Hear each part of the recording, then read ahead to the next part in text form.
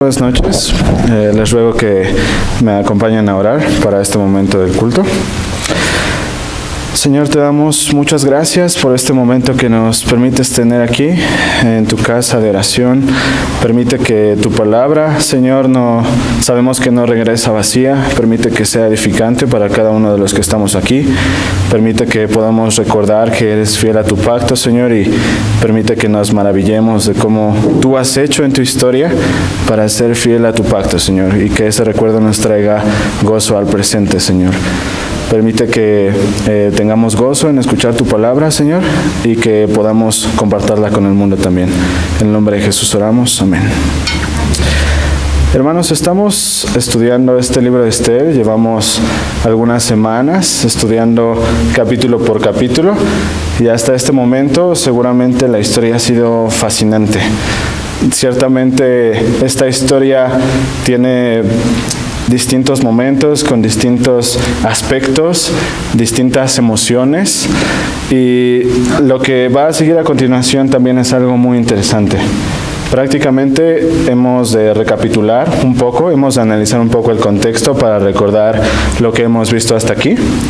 Estamos hablando que el libro de Esther se sitúa en las 127 provincias del rey Asuero. Este rey Asuero era el rey persa, rey de Media y Persa, también conocido como el rey Jerjes, según algunos historiadores. Estamos hablando del mismo rey. Y bueno, estamos en la época histórica después de la ocupación babilónica, ¿no? Estamos viendo que en el exilio de los judíos, de la tierra donde habían ellos conquistado, han sido exiliados, ¿no?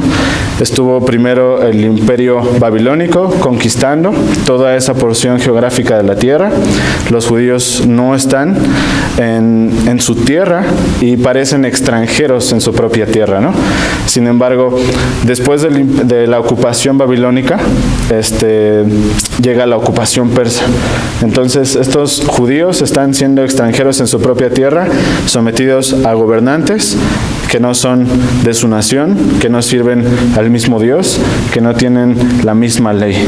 Entonces, es una situación completamente difícil y adversa para los judíos en este momento de la historia. Así que el libro de Esther se sitúa en esta época histórica, una época adversa para los judíos, donde ellos son extranjeros en su propia tierra, tienen que obedecer ciertas leyes de otros gobiernos que fueron, por supuesto, impuestos a la fuerza, conquistaron. Y bueno, Esther no es la única historia en la Biblia así. Tenemos, por ejemplo, la historia de Daniel, que viene a ser un profeta, ¿no? Eso es un poco antes, en la ocupación babilónica precisamente. Lo que vamos a encontrar fascinante, hermanos, en el libro de Esther, por ejemplo, es en Daniel. Vemos que Daniel, siendo por ejemplo un muchacho judío, llega a ser alguien importante en el imperio babilónico por ciertas hazañas que el Señor le permite hacer en ese momento de la historia. Entonces Daniel es engrandecido y llega a ser uno de los grandes en Babilonia. Y de esa manera, por ejemplo, el Señor bendice a su pueblo, aún estando siendo extranjeros, ¿no? En su propio terreno, en donde ellos deberían de estar gobernando. Aún así el Señor es fiel a su pacto y prevalece a su pueblo y lo bendice. Entonces, en la Biblia vamos a encontrar ciertas historias como esta. Daniel es un ejemplo y Esther es otro. En Esther estamos analizando que lo fascinante de este libro es precisamente eso, ¿no? Hemos tenido un grande altibajo en este libro, ¿no? Empezamos el libro con puras malas noticias. Empezamos el libro yendo en decadencia, pareciendo ser que no hay esperanza, que todo está a punto de ser desolado y que los judíos van a ser destruidos. Vemos a un personaje muy importante en esta historia llamado Amán.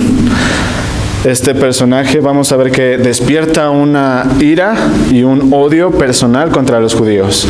Recordaremos esto por qué fue, porque Mardoqueo, siendo judío, y Amán siendo un hombre muy importante en el imperio persa, el rey había dado orden que todos aquellos que vieran a Amán pasando se tenían que hincar ante él, ¿no? Este era lo que el rey había mandado. Y Mardoqueo simplemente no lo hacía, ¿no? Él no se hincaba ante Amán. Así que esto, por supuesto, despierta la ira de Amán y despierta un odio contra los judíos, contra todo el pueblo judío. Y vemos que Amán tiene el anillo real del rey, ¿no? Este tenía un sello que tenía la peculiaridad o la capacidad de firmar decretos. Y los decretos, bueno, eran una orden oficial proveniente del rey que no podía ser abolida, que tenía ciertas circunstancias que se debían cumplir. Una vez que un decreto era emitido, firmado o sellado con el anillo real, este decreto no había manera de detenerlo, tenía que cumplirse, ¿no? Era la voluntad del rey. Y Amán, astutamente, con argumentos políticos, acude al rey Asuero y le dice: rey, este pueblo que está en tus provincias no se somete a ti, no quiere, sigue una ley distinta. Y Amán presenta esto ante el rey como una amenaza, ¿no? Por supuesto que él está encendido en una ira y en un odio personal contra Mardoqueo. Sin embargo, su argumentación es políticamente correcta. Y entonces el rey decide, bueno, haz con este pueblo como tú quieras. Amán, por supuesto, toma ventaja de esto y emite un decreto real, sellado con el anillo real, para programar la destrucción de todo el pueblo judío. Amán no se iba a conformar solamente con derrotar a Mardoqueo, que era su enemigo personal, sino quería exterminar a todo el pueblo judío. Y para efectos de estudiar el capítulo 9, que es el día que nos toca hoy, el capítulo que nos toca el día de hoy, tenemos que recordar, hermanos, que cuando Amán va a ejecutar este decreto, ¿recuerdan qué es lo que hace? Dice la Biblia, nos narra la palabra que Amán echó suertes, ¿no? En la palabra le llaman pur, P-U-R, ¿no? Pur. Esto es echar suertes. No sabemos con certeza cómo era el procedimiento. Algunos comentaristas comentan que era una clase de dado. Por supuesto, no es un dado como lo conocemos hoy en día, sino era un dado, por supuesto, con algunos símbolos persas, hebreos, ¿no? Era distinto en cada región, pero bueno, estaba como un ritual de echar suertes. La gente en ese tiempo echaba suertes para tomar tomar decisiones acerca de algo. En este caso, Amán echó suertes para determinar un buen augurio en cuál sería un buen día para aniquilar a todos los judíos en las provincias del rey Asuero. Y bueno, la historia del capítulo 9 comienza precisamente en ese día. Dice el versículo 1.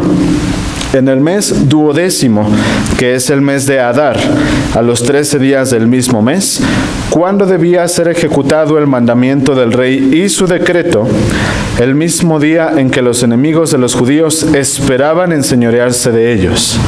Entonces, entramos al capítulo 9, hermanos, precisamente en ese día, donde Amán echó pur y cayó este día, precisamente para la aniquilación de los judíos. En este día entramos justamente en ese momento.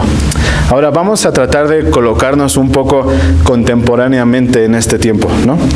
El mes 12º, que es el mes de Adar. Esto, por supuesto, cuando lo escuchamos, pues suena un poco raro. Nosotros no tenemos un mes llamado Adar.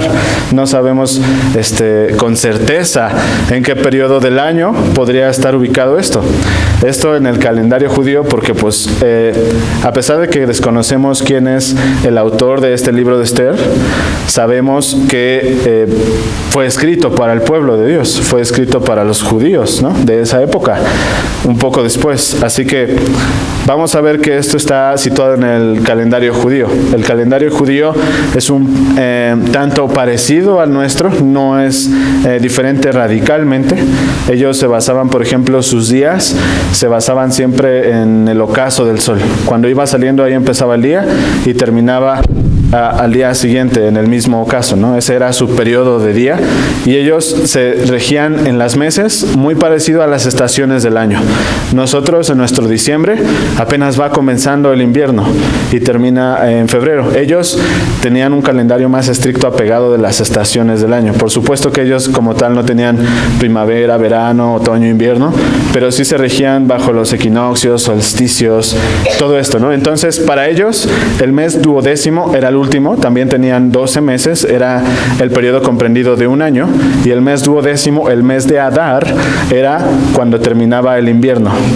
Así que, hermanos, justamente en este tiempo, nosotros estamos entre febrero y marzo, justamente este tiempo sería el mes Adar. Qué bueno que coinciden los tiempos para tener una ilustración real de esta época que nos narra la Biblia. Justamente entre febrero y marzo es el mes de Adar. Prácticamente el día 13 y 14 sería el 28 de febrero y el 1 de marzo. Así que justamente en esa época, pero hace miles de años atrás, fue cuando pasó este evento que nos narra la palabra de Dios.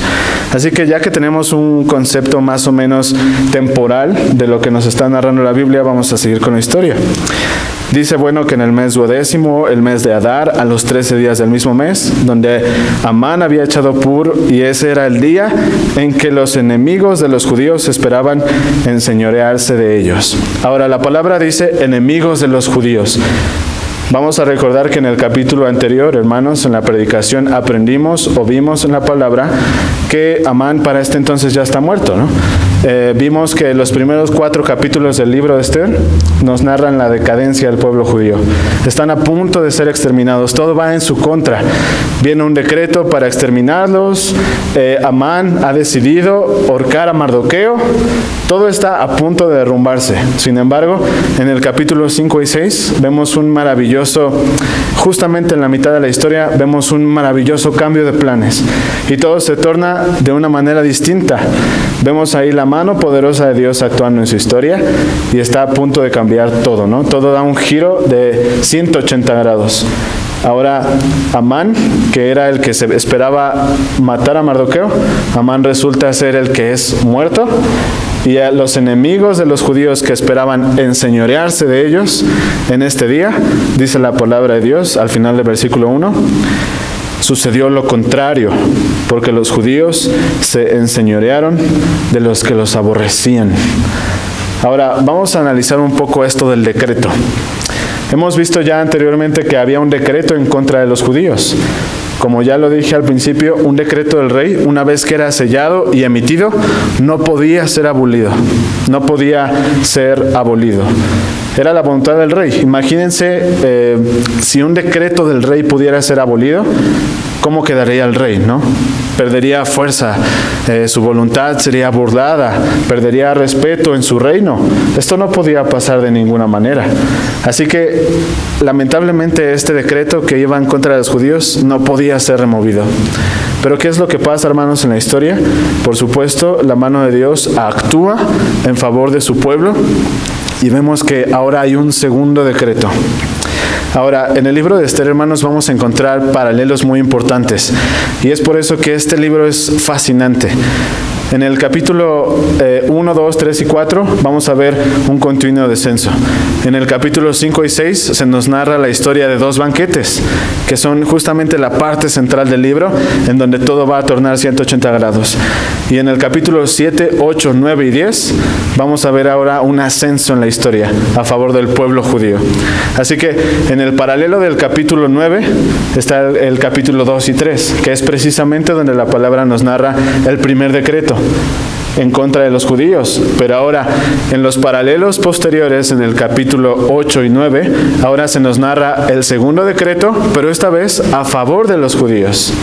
Esto es lo fascinante de la historia de Esther, hermanos, que vamos a encontrar todo muy bien organizado en paralelos. Primero en decadencia, una parte central donde todo gira 180 grados y luego una historia ascendente a favor de los judíos. Así que en el paralelo del capítulo 8 y 9 vemos un decreto contrario a los judíos y luego vemos un decreto a favor de los judíos.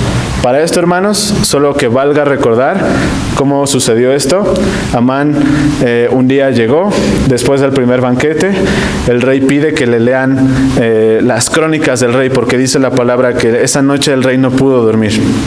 Así que el rey pide que le lean las crónicas. Y justamente le narran, el que estaba leyendo las crónicas del rey, le narran el día en que Mardoqueo salvó su vida. Y el rey descubre que Mardoqueo no recibió ninguna recompensa por esto. Así que el rey se pregunta, ¿cómo podré yo recompensar a este hombre? Y en eso va entrando Amán a pedir que ahorquen a Mardoqueo, ¿no? Es la ironía con la que el Señor contradispone su voluntad contra los enemigos. Así que cuando entra Amán, el rey le pregunta, ¿qué se hará con el hombre cuya honra desea el rey?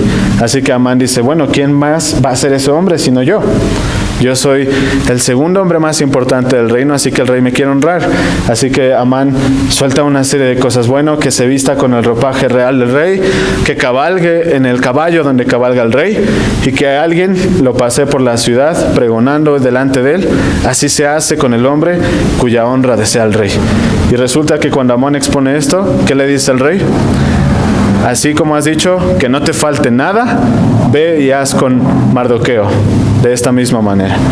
Y bueno, es ahí donde vemos, hermanos, la transición en donde la mano de Dios obra y libra al pueblo judío de su enemigo, que era Amán, el representante en esta oposición a los judíos, ¿no?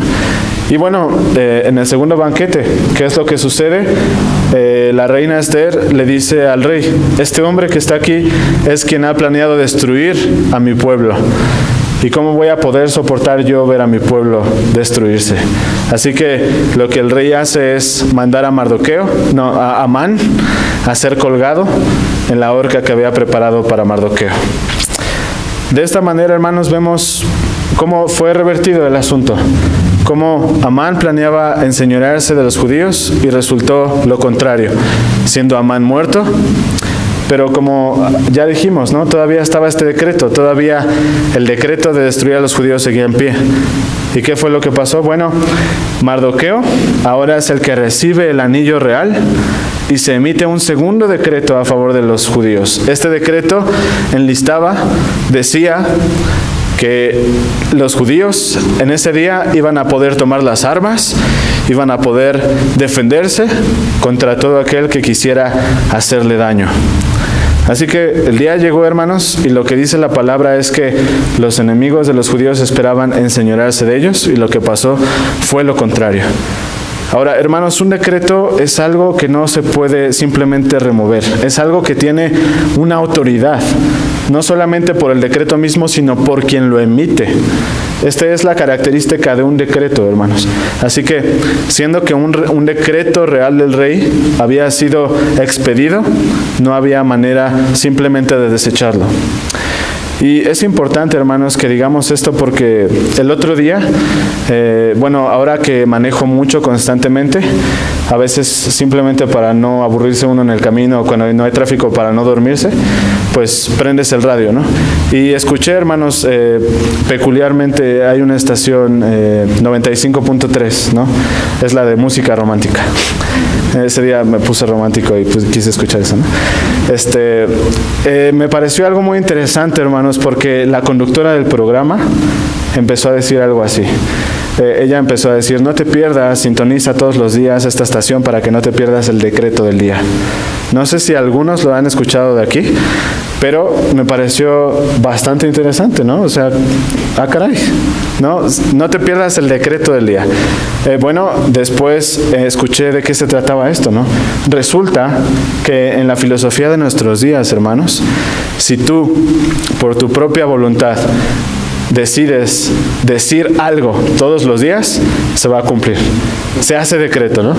Si yo digo, mañana, en una semana voy a hacer 10 ventas en el trabajo, y lo digo todos los días, voy a hacer 10 ventas, voy a hacer 10 ventas, voy a hacer 10 ventas, lo decreto, lo declaro. Ese programa lo que literalmente dice, hermanos, la estación de radio es, dilo con todas tus fuerzas, créelo desde tu corazón, y va a ser decreto, se va a cumplir. Lo dices tanto que se va a materializar. Hermanos, el día de hoy la gente cree que eso es un decreto. Cosa más alejada de la realidad. No solamente es absurdo, sino que teológicamente incorrecto. Un decreto es una emisión oficial con una autoridad, no solamente por lo que dice, sino por quién lo emite. La autoridad del decreto viene por quien lo expide. El decreto del rey era decreto porque estaba firmado con su anillo real. Eso es lo que le daba autoridad al decreto.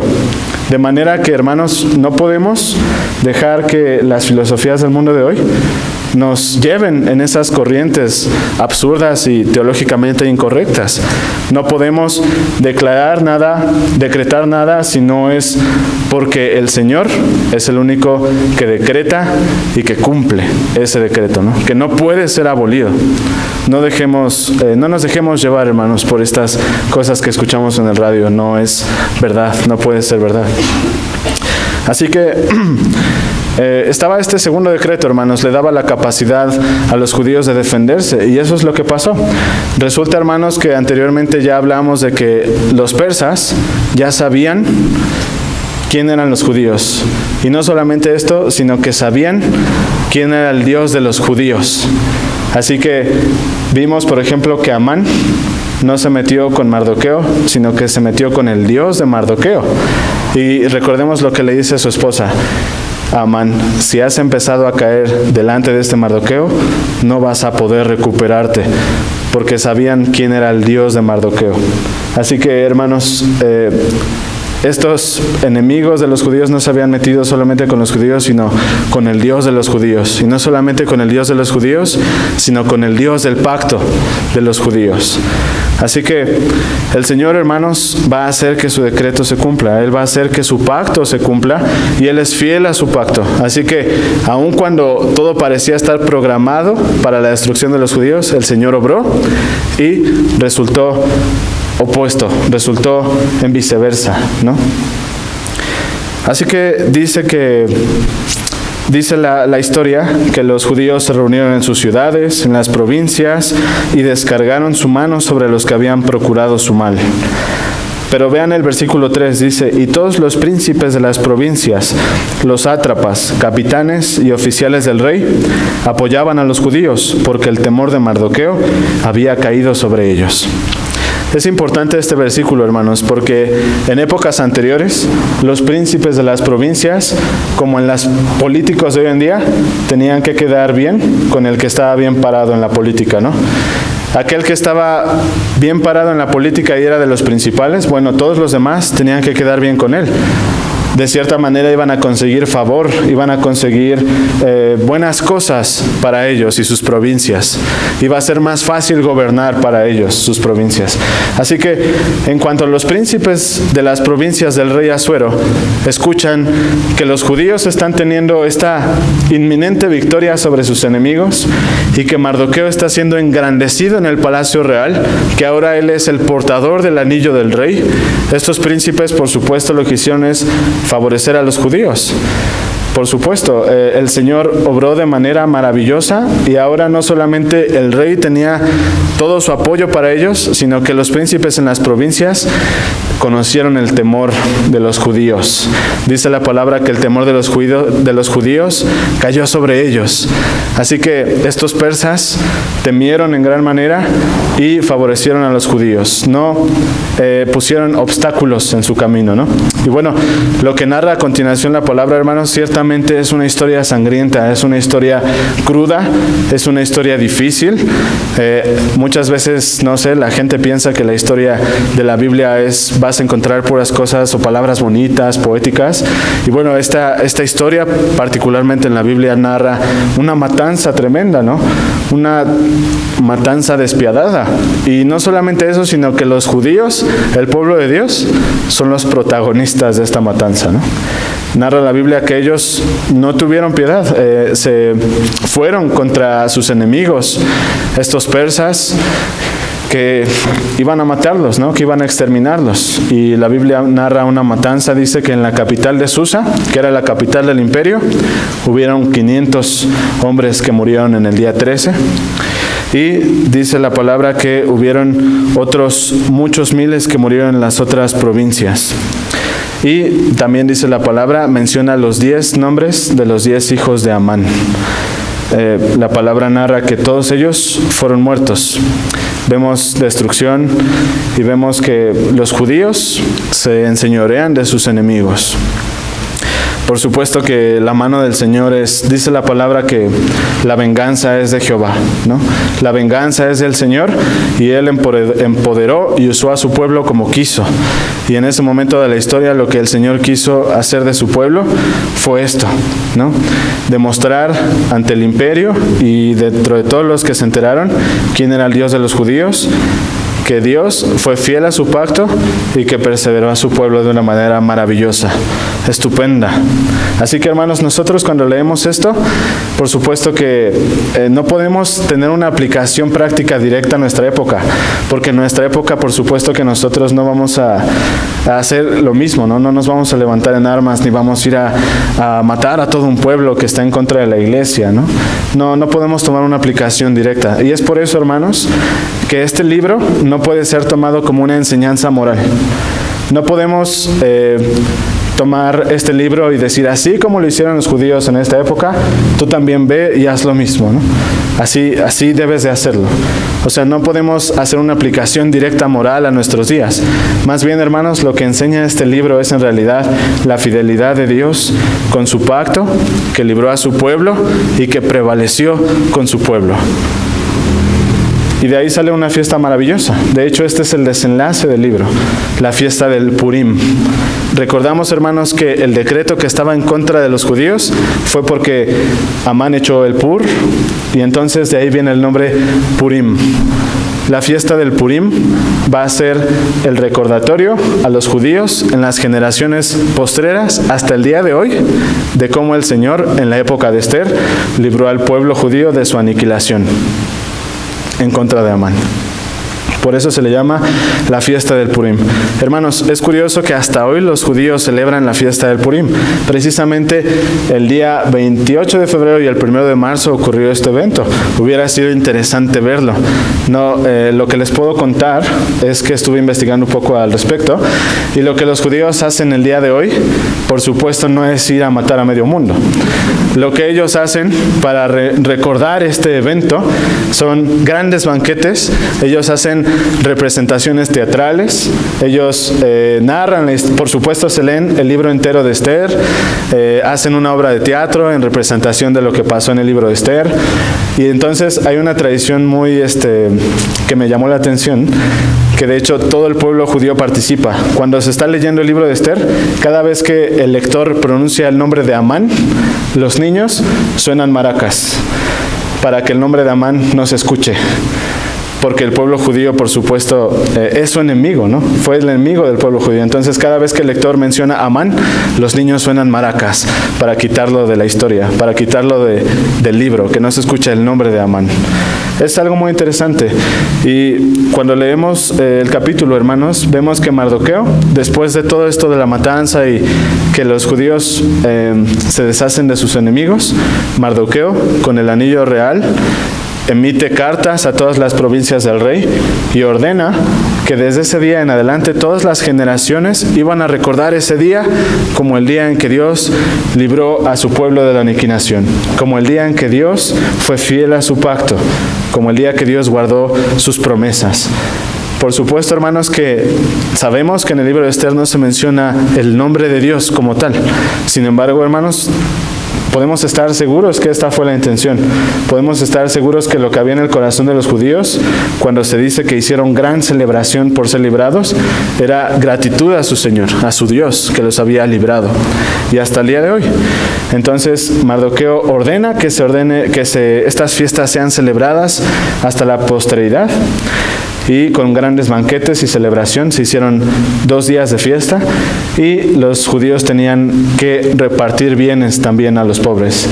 Entonces, el día de hoy, hermanos, se hace eso. Hacen grandes banquetes y preparan canastas de despensas, dulces, cosas así, y las reparten y los dan a los pobres. Es una tradición interesante. Por supuesto, hermanos, nosotros como la iglesia, ciertamente no somos judíos, no tenemos ascendencia nacional judía. Lo que sí podemos decir, hermanos, es que esto sí nos compete a nosotros también. Somos la iglesia de Dios y somos la continuación de ese pacto. Sabemos, hermanos, que la palabra está dividida en Antiguo y Nuevo Testamento. Sin embargo, esto no hace una división en las promesas de Dios. Simplemente hace una continuación de la nueva administración de ese pacto que es la iglesia. Es el cuerpo de Cristo, con Cristo como cabeza. Así que, hermanos, nosotros no podremos celebrar el Purim como una tradición como tal, pero sí lo recordamos. Sí recordamos que el Señor fue fiel a su pueblo, a sus promesas, a su pacto en ese día, y el Señor lo sigue siendo el día de hoy. No podemos tener ninguna duda al respecto.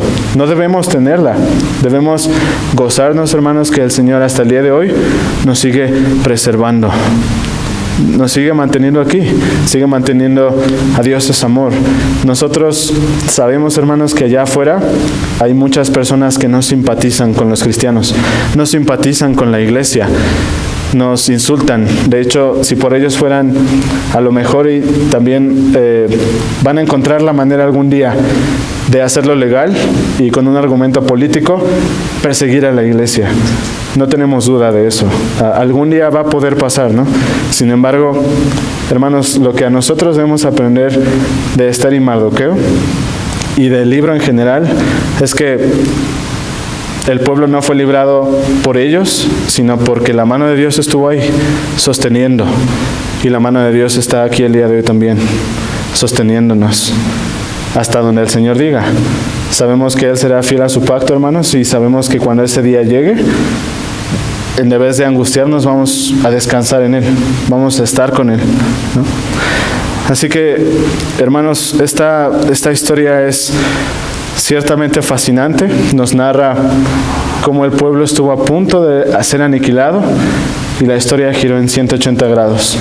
Amán y sus 10 hijos fueron ahorcados públicamente como una demostración, por supuesto, de lo que Dios era capaz de hacer y de hasta dónde Dios podía librar a su pueblo y ser fiel a su pacto. Podemos leer, hermanos, en el capítulo 9, el versículo 25. Dice: mas cuando Esther vino a la presencia del rey, él ordenó por carta que el perverso designio que aquel, o sea, Amán, trazó contra los judíos, recayera sobre su cabeza, y que lo colgaran a él y a sus hijos en la horca. Hermanos, aquí podemos encontrar un tremendo paralelo entre la historia de Esther y el evangelio que proclamamos el día de hoy. En la historia de Esther era un decreto histórico, un decreto real que iba en contra de los judíos y que el Señor se las arregló en su historia para que el efecto que iba a tener a los judíos lo tuviera contra aquel que era el adversario de los judíos. O sea, lo que le iba a pasar a los judíos, de hecho le pasó a él. Se reversió el decreto, ¿no? El Señor se las arregló. Y lo que podemos decir el día de hoy, hermanos, es que en el evangelio que creemos de gracia, en el Señor Jesucristo, algo muy similar pasó. Acompáñenme, hermanos, a ver este paralelo en la carta del apóstol Pablo a los Colosenses, capítulo 2, Colosenses capítulo 2. Y voy a leer el capítulo 2, versículos 13 y 14. Dice: y a vosotros, estando muertos en pecados y en la incircuncisión de vuestra carne, os dio vida juntamente con Él, perdonándoos todos los pecados, anulando el acta de los decretos que había contra nosotros, que nos era contraria, quitándola de en medio y clavándola en la cruz. Despojando a los principados, a las potestades, los exhibió públicamente, triunfando sobre ellos en la cruz. Hermanos, qué maravilloso ejemplo y qué maravilloso paralelo encontramos aquí en la palabra con la historia de Esther. Vemos, hermanos, que los judíos en ese momento tuvieron un decreto histórico en contra de ellos, que los iba a matar, que los iba a aniquilar. ¿Y qué dice la palabra? Nosotros también teníamos un decreto que nos era contrario. Dice el versículo 13: vosotros, estando muertos en pecados, os dio vida juntamente con Él. Dice el versículo 14: anulando el acta de los decretos que había contra nosotros. Hermanos, podemos ver ahí el paralelo increíble que nos debe llenar de sumo gozo al respecto de que nosotros, hermanos, No teníamos un decreto contrario quizás por un personaje histórico, quizás por un político, pero sí lo teníamos por nuestro pecado. El decreto que el rey, y hablo de Dios, emitió es desde el principio, ¿no? Y hablo del principio de la creación. El decreto era este: si comieres del árbol de la ciencia del bien y del mal, ciertamente morirás. Así que ese decreto, hermanos, no puede ser abolido. Dios lo emite, Dios lo dictó. No puede ser abolido. No hay manera, ¿no? ¿En dónde quedaría Dios si ese decreto pudiera ser anulado, ¿no? Perdería su importancia. Sin embargo, hermanos, lo que pasó fue precisamente eso. Nuestro representante legal, nuestra cabeza federal en Adán, nos condenó a todos por igual. Ese decreto que estaba contra nosotros, no había manera de escapar. Pero ¿qué fue lo que hizo el Señor? En su bendita y divina misericordia, en su gracia, desde la eternidad pasada, con la Trinidad, Él planeó la redención del hombre.